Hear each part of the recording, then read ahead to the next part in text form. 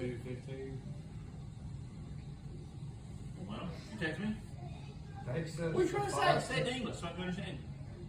Take us the foxes, the little foxes that spoil the vines, for our vines have tender grapes. Say what now? Take us the foxes, the little foxes that spoil the vines, for our vines have tender grapes.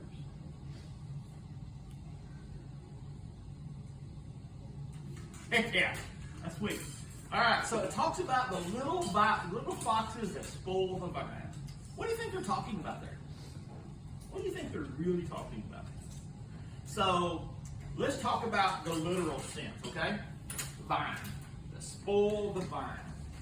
So if I erased, so beware the little foxes. So if we drew a picture, because this was a vineyard. Think about these things now. Everything that we're going to be focusing on is we're going to focus with a little bit of things. We got 3 words that I think that if we started focusing on from now on would really impact our decisions. So in other words, how do you make a good decision? Honestly, are we really taught anywhere, Carrie, how to make a good decision? No. We're not given guidelines. Did you know that there's 3 guidelines to make a good decision? There's 3 things that if you consider of these 3 things when you're making a decision. All right? So, the 3 things are was, is, and will be. Okay. So, AJ, you're wanting to go out and you're really thinking about buying something. I'm wanting to buy it. What's the biggest thing that you should ask before you buy something? Huh? Do I need it? Price. Do you need it? But what does Amber says price, or how about can you afford it? Afford it, yeah. Because the thing is that what we want, what we need. But if we consider it from can we afford it? Do we need it? Do we want it? These are things of all these things. In other words, can you pay the price for it? What guides that? Okay. So as an example, if you've been broke before, ask yourself, if you don't want to be broke anymore, what do? You don't do the things that got you broke. Always remember where you was. So when I make a decision, I remember where we were on the house payment, when we had car payments, we had all these things. I ask myself, do I want to be back in that circumstance again? Do I want to be back in that place again? When I make a decision about choosing my response, how somebody says something to me, okay? So if you're having an issue within your family or whatever, do you want to go back to where you were? So in other words, what if you was already had a friend or had a thing and you made bad decisions? Do you want to go back into the realm of bad decisions? Do you want to go back into the realm of repeating the same old dumb things? Do you want to be where you were? If you buy this thing, is this thing going to put you back where you were? So as an example, say I want to buy a truck. You know, I can say, well, do I need this truck, Lance? Do I want to buy this fancy truck? Do I have to buy this truck? Why do I want to buy this truck? Okay, so then ask yourself this question. Can you afford it? How are you going to pay it? All these things directly relate to, do you want to go back? Like, as an example, I consider a new truck. I'm also considering, Michael, that I'm 62 years old here in a few days. Do I want to be in debt on a brand new truck? Absolutely not. For how long? What's the average truck payment nowadays? 7 years. For how much a month? 1,000, yeah. So 7 years I say at least 5. Yeah. for $1,000 a month. So that means I've got to make $250 bare minimum. That $250 puts me back to where I was back in debt again. I can say I want this thing, but do I want to be back where I was again? Like we are so close to freedom right now in our personal lives that we are just about to touch this point of freedom to where these next few years can be as profitable as they can be. And why I'm saying this is because I'm thinking about where I want to be. And so the thing is that I don't want to be where I was. I don't want to be spiritually where I was. I look back where I was. But at the same time, you need to know where you were, because what if where you are is not as good as where you were? What did I do to get me where I am? What caused me to backslide? Why am I not spiritually on fire? Somebody, I can't say Amber's name because she says I'll singular out, so I'm not going to say Amber's name. But she had made a point about somebody, the reason why they are not spiritually buffered. Do you understand what that means when the person is, huh? Stronger. No, spiritually buffered. Think about this thing. When a thing is buffered, it's kind of slowed down. Oh, I think you're talking about like buffer. No, it's not like Lance No, or David. buff. But it's spiritually buffered, kind of held back. In other words, you're morally, when I say spiritually, I'm talking about having a spiritual influence in your life. And this person is not spiritually buffered anymore because they don't have that spiritual influence in their life. They're not in church no more. They're not guided by certain sets of things that needs to happen. Certain expectations, certain things. When we're looking at this, we have to understand what is buffering us, what is holding us back, what is keeping us within bounds.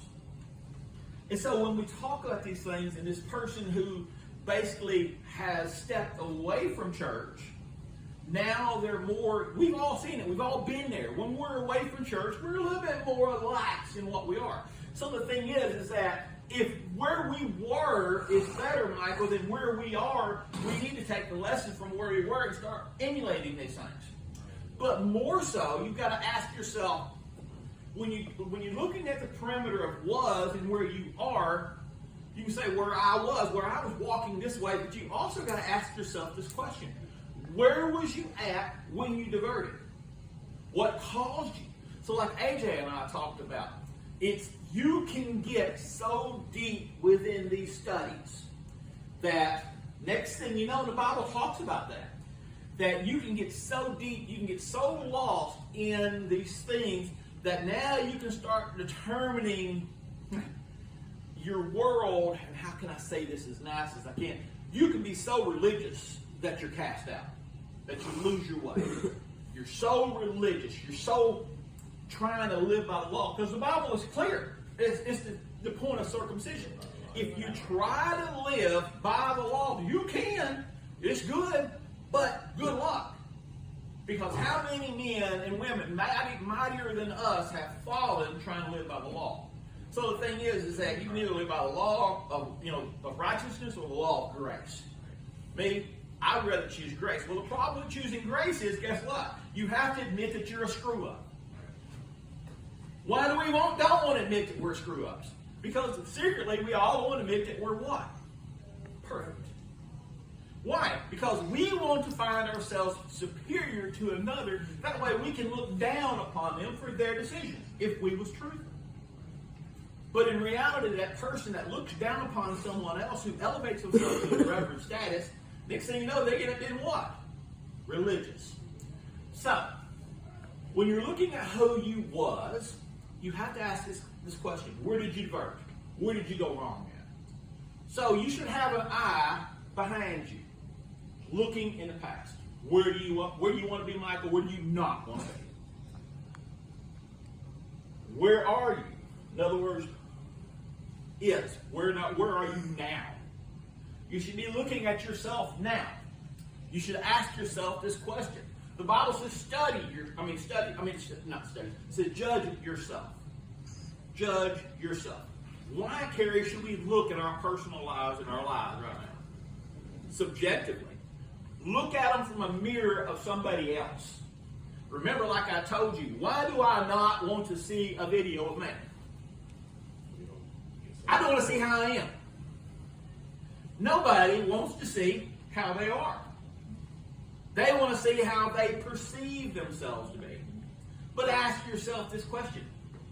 Are you that person? Are you the person that people think you to be?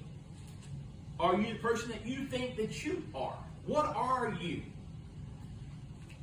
When we're looking at ourselves, we have to understand things. It's going to be our natural inclination to what? We want to degrade ourselves. Sometimes even when the fall hits humility, we want to cut ourselves down so somebody can lift us up, right? So the next thing is that we need to ask ourselves these questions. Who will be? In other words, what do we want to be? Where are we going? What is your future? What are you projecting for your future? The thing is that all these things right here, they can be instantaneously decided upon. Make a decision. So in other words, somebody badmouths you, it's always been said. Somebody says something, you don't have to respond instantly. Even though we live in a world of instantaneous communication, sometimes it's better. The Bible says that before you judge a person, sleep on it. Think about your response for a while. Think about these things. When we're making these decisions, we're looking at things that ask questions. We should be asking questions. We should be looking, and especially when it comes to our spiritual condition. Amber and I are moving through a thing right now. I don't know if I've ever told y'all this. I've got this weirdness about me several weirdnesses about me, but I've got this one that books speak specifically. I'll be reading a book and it goes along perfectly where the scenarios in my life, and it helps me to understand where I'm at. I don't get to read every book. I'm very limited about the books that I can read, but the books that I can read will share a light. I told y'all about that story not long ago that I had ordered this book because I knew I should.